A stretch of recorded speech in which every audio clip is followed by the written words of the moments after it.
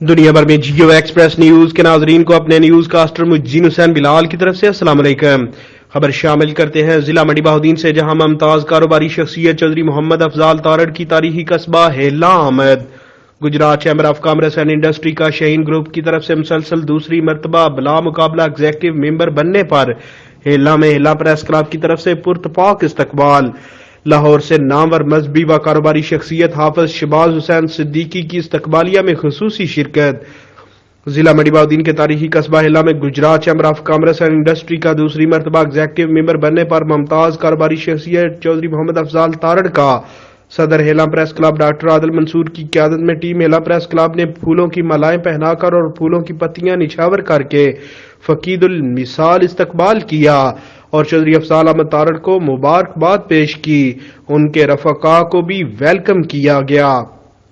استقبالیہ میں ہیلا کی معروف مذہبی، کاروباری و سماجی شخصیت حافظ شہباز حسین صدیقی نے لاہور سے خصوصی طور پر شرکت کی۔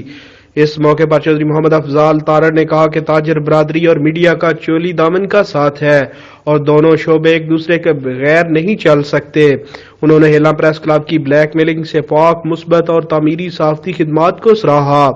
استقبالیہ تقریب میں چودھری احمد یار تارڑ، چودھری محمد اشرف تارڑ، معروف بینکر چودھری شعیب اشرف تارڑ، میاں خشنود احمد، چودھری صفدر علی تارڑ، ضلعی صدر ایپکا منڈی بہاؤدین سجاد اسلم چشتی، سیف اللہ تارڑ، علی اسد تارڑ، علی تارڑ، سعد افضال تارڑ، افسیاب علی تارڑ سمیت دیگر معززین بھی ان کے ہمراہ موجود تھے۔